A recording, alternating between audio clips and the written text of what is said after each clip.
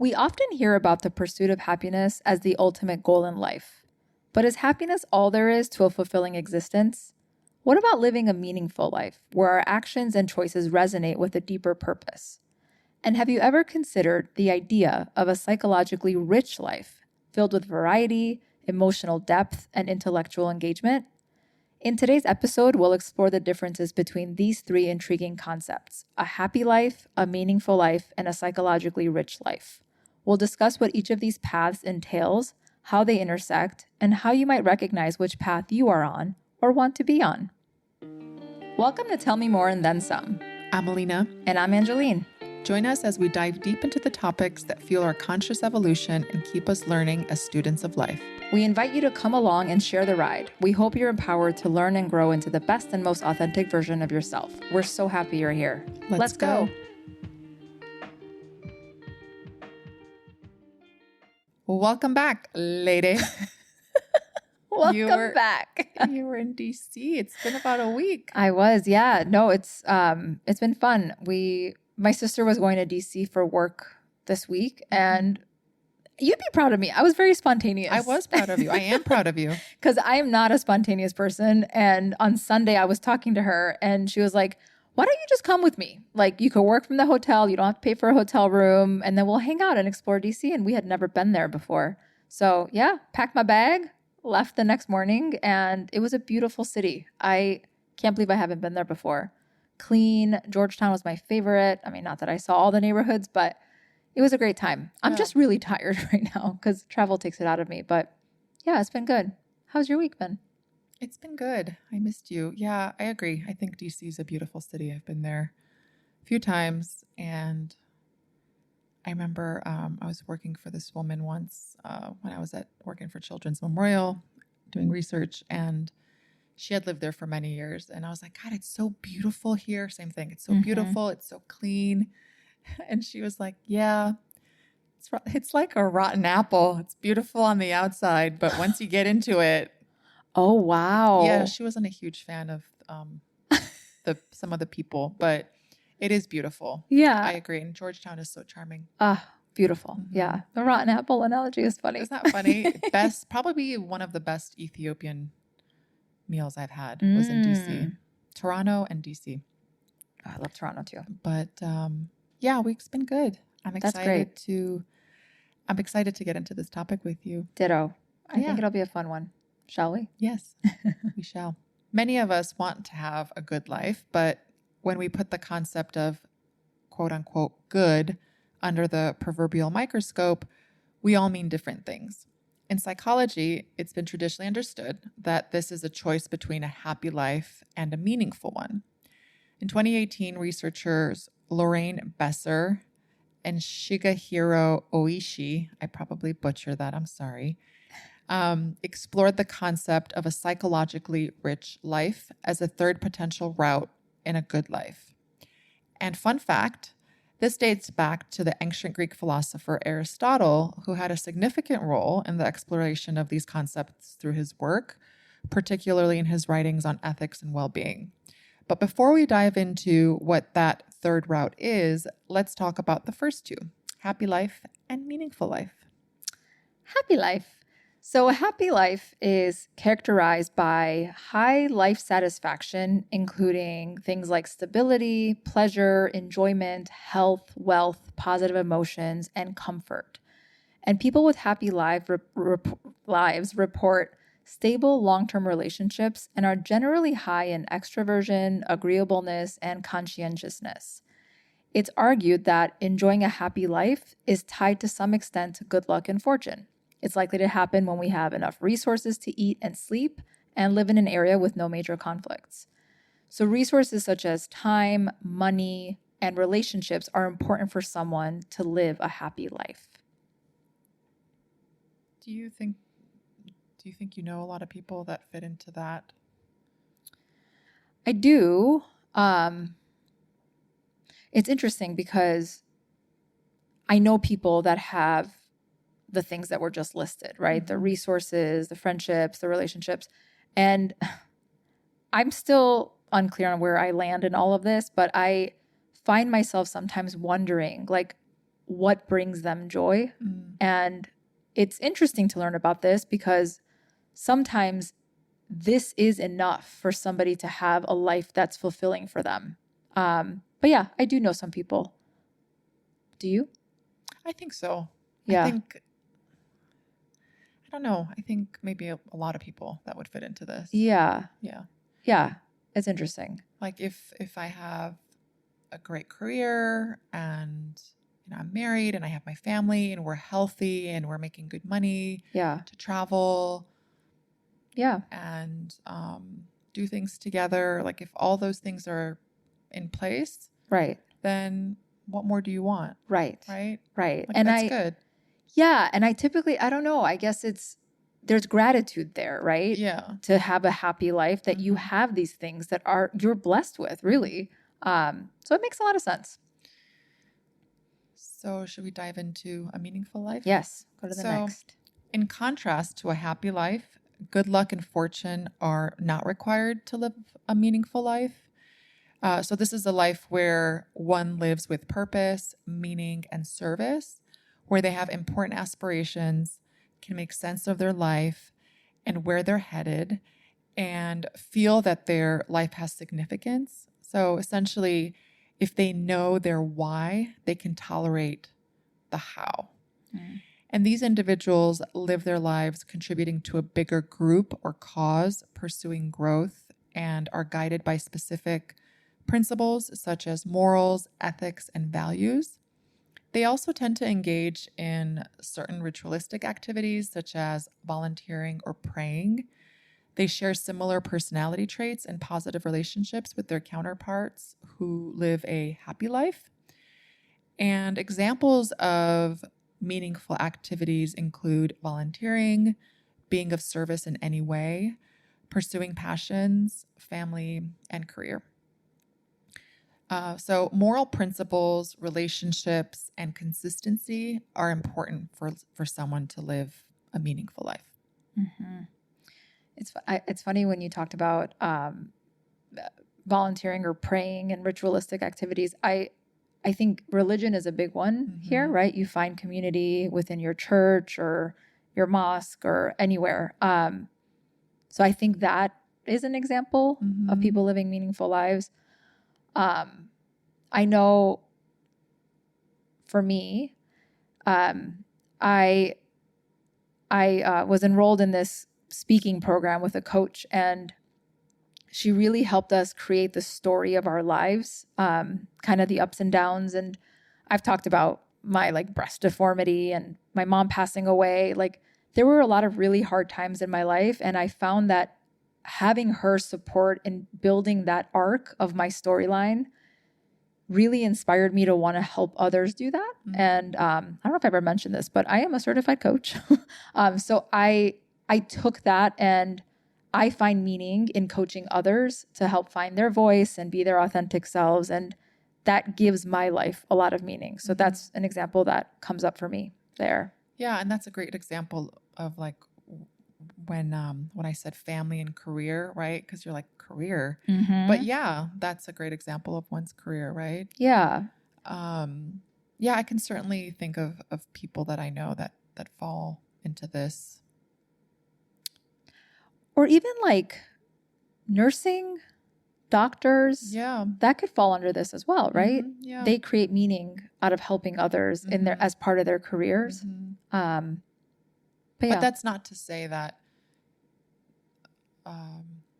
one of the other two or one of the several other ways of living doesn't resonate more with them, right? Absolutely not. Yeah. No, so that's true.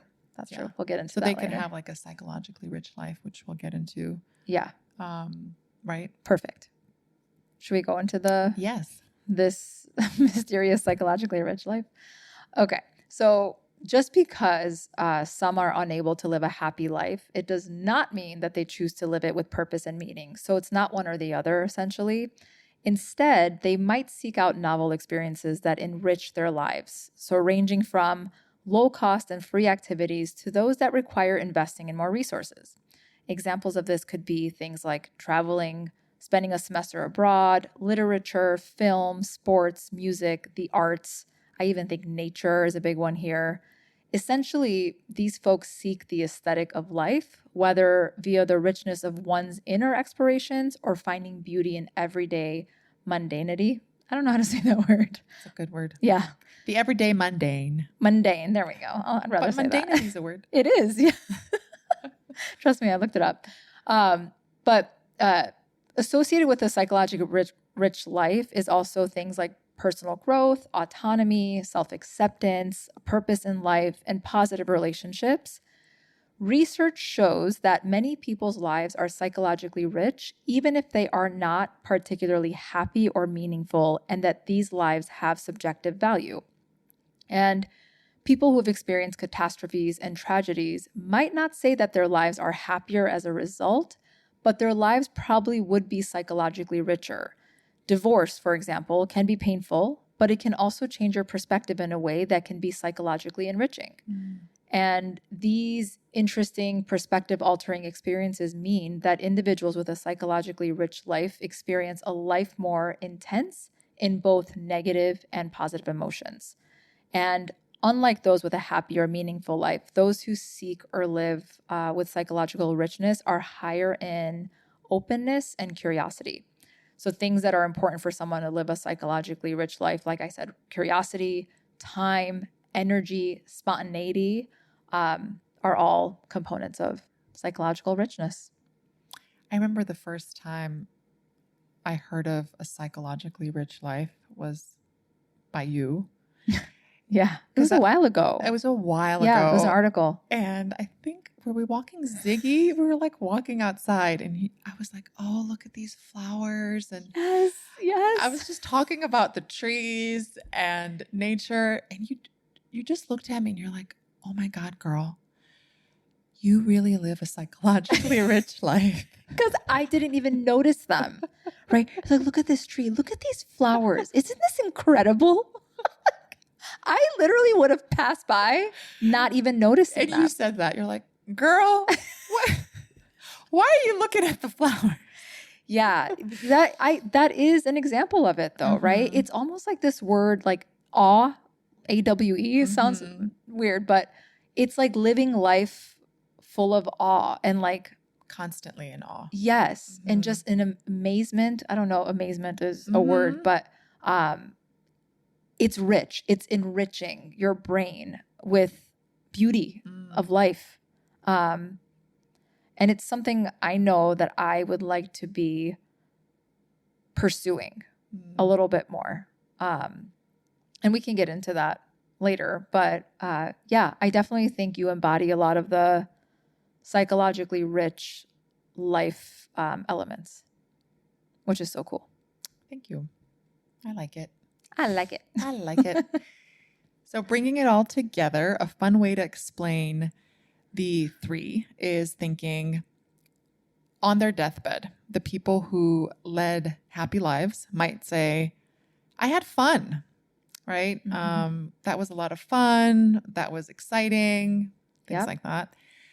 People who led meaningful lives might say, I made a difference, right? Yeah. People who led psychologically rich lives might instead say, what a journey. I can totally see myself saying, what a journey. Yeah. Like, that was a ride. Right. And it's funny, I was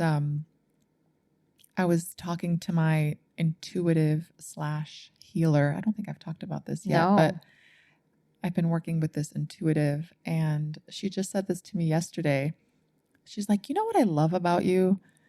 You're just here for it. I love that. Isn't that great? You're just here for it. Like, she's like, you're just open to anything and everything. And you want to make the best of this journey, essentially, right? Yes. You're just here for it. I'm like, I am here for it. She's not wrong. Yeah, that's a great way to describe you. Isn't that fun? You're just here for it. You're here for it. Yeah. You're on a roller coaster. Oh, loop here, going down. Like, why don't you get on this ride with me, girl? Come on. I've been resisting. Come on. You've been doing great. Thank you. I was spontaneous going to DC. So I know. There we go. So just a disclaimer.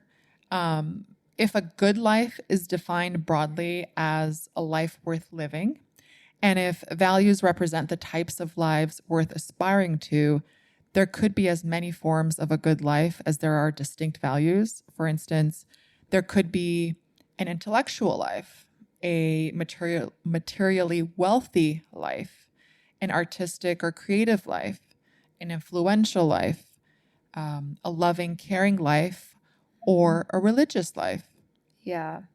So this is not like exclusive list is what, yes. No, that makes a lot of sense. But I think it's really nice to tap into like the fact that we all have a journey and our priorities are different and what we think of as a life. Yes. Right? Oh, that's huge.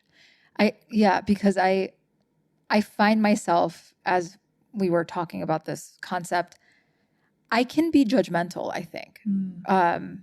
It's so easy to say like, well, those people don't have depth, or, you know, if you just want a happy life, you're shallow, right? Or even like this, sorry, go No, ahead. go ahead. No, I was just thinking, even this last one, a religious life, Yeah. right? Like, oh gosh, that person's always in church, Yes. or that person's always praying, Yes. or they're always talking about God, right? But that's their meaning of life. Correct. Right? And there shouldn't be any judgment of that. No. You don't have to, you know, be best buddies with that person. No. But I think just respecting and appreciating that we are all different, right? Yes. And that we choose whatever path and life works best for us. I love that. Respect was coming up for me as you were saying that, and you just said it. Yeah, I agree. I know you said psychologically rich is one that resonates with you, but what are your thoughts about the others? Like, where do you feel you land mostly? I would say psychologically rich, because I do feel like a kid that's always like, oh my God, like I get really excited about things all the time. Like I'm always you said it best, I am in awe. Yes. All the time, especially when it comes to nature, like animals. I look at the ocean and I start imagining the life in the world that lives below that ocean. And again, I'm in awe. I watch the weirdest documentaries because I'm like, I want to know what's happening. Like I'm just always, I really am a student. Yes. And curious. And I'm very curious. Yes. And so I do take the time to really appreciate everything that's around me. I also think maybe a intellectual life or a creative life. Like I'm always curious. I think sometimes I even ask people that I'm close to, like, am I exhausting? What? Like I asked my mom that too. I'm like, was I that annoying kid that was always like, but why? Why? But why? Why? I'm sure you could have been annoying as a kid, but why? How beautiful is that you were curious? Ask my mom. So how about you? Again, I'm kind of struggling with this. So I think if I had to choose where I am currently, I would say I'm a combination of pursuing a happy life and a meaningful life. I'm trying to steer away from trying to pursue the happy. I think like financial stability is really important to me just because of my past. And I'm constantly trying to get like, okay, do we have enough resources? Do we have enough time? Like I'm constantly stressing about these foundational things and I have them. And I have this belief that, and maybe these researchers also say this, but I think in order to live a psychologically rich life, for me, I need the happy life foundation. So I'm in the happy life phase as well as the meaningful life. I do think I've tried really hard to create meaning from my life experiences. And I do want to like put that out into the universe and be of service to others in some way, which is where the coaching thing came from. And honestly, this podcast is part of it too. I do feel like providing value to others is important to me. And I get meaning from doing this podcast with you. But yeah, I want to move towards more awe and psychological richness and just enjoying the ride more than stressing about, oh, do I have enough? Or am I doing enough? Am I making meaning enough? Like, I think too much. I need to get out of my head a little bit, you know? That's really well said. Thank you. And it makes sense because if you're so wrapped up in, well, I need to have a good career, or I need I need to make money so that I could live this happy life. If you're sort of stuck in a certain mindset, let's say, I don't want to say stuck.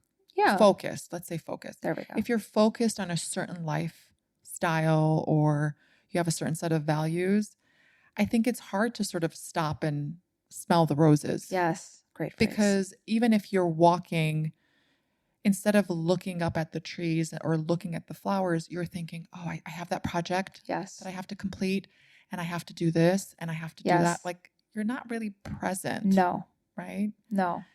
But I will say, I think you really have always been that person who seeks a meaningful life. Because didn't you do Big Brother, Big Brother, Big yes. Sister? Yes. Yes, I did. Big Brother. Big, is that what it's called? I think so. Called Big Brother, Big Sister. I'm having a brain freeze. Me too. Anyway. And I did Year Up too, the other one that was Chicago based. Yeah. I mean, so you've always done some form of like volunteer work that I think gives you meaning. Thank you. I forgot about that. Yeah. And I think it can also fluctuate. Yes. Right? Like, I don't know that I had a psychologically rich life when I was in my 20s. Yeah, that's fair. But yeah, I think I'm getting to a point where I'm craving more of that. It's like hey, it's great. The happy life, if that is fulfilling, man, that's awesome.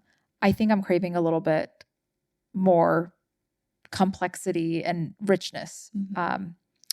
But let's talk about how to find the route to your best life. So first, think about your current relationship to each of the three elements. So, for example, consider what % of your life is currently about happiness, meaning, and psychological richness, and then examine why that is. Because sometimes the life chose you instead of you choosing it due to circumstances. So, for example, if you were born into a very wealthy family, right, you have a lot of the elements that are required as part of a happy life. And sometimes we don't step back and think about, is this what I want? So number 2 is consider which of the 3 elements you want more of. So for happiness, what fills your life with joy and pleasure? What do you need in order to have stability and security?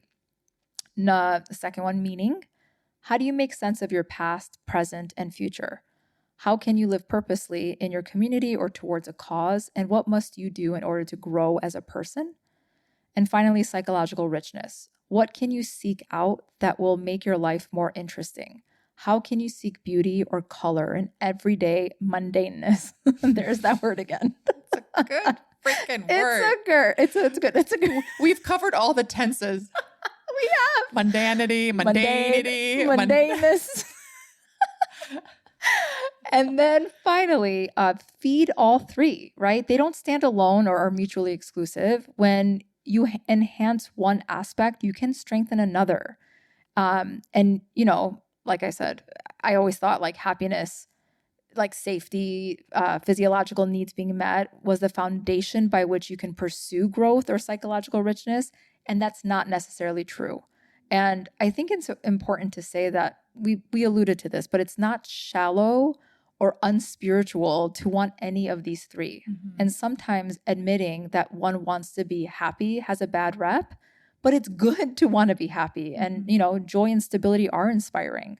So I think it's important to remember that and like check our biases at the door about that. Yeah. And I mean, I think it's important to also state that life ebbs and flows, right? And so, for example, as much as I live a psychologically rich life. And that is something that is meaningful to me, to be present and to stop and smell the freaking roses. Yeah. Sometimes I can't smell the damn roses because I'm just like too wrapped up in Yes. something else. Yes. Right. And life happens. And yes. life freaking happens Yeah. to all of us. And it's tough to sort of be like in that happy life or in that meaningful life or in that psychologically rich life. But Yeah. that's kind of the foundation for, I guess, what we're seeking Exactly. out of this journey. That's right. What we're seeking.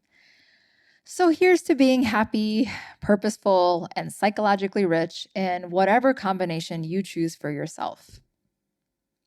And talk about happy.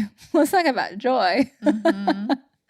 So as you know, we like to end our episodes with something that's bringing us joy lately. Do you want me to go first?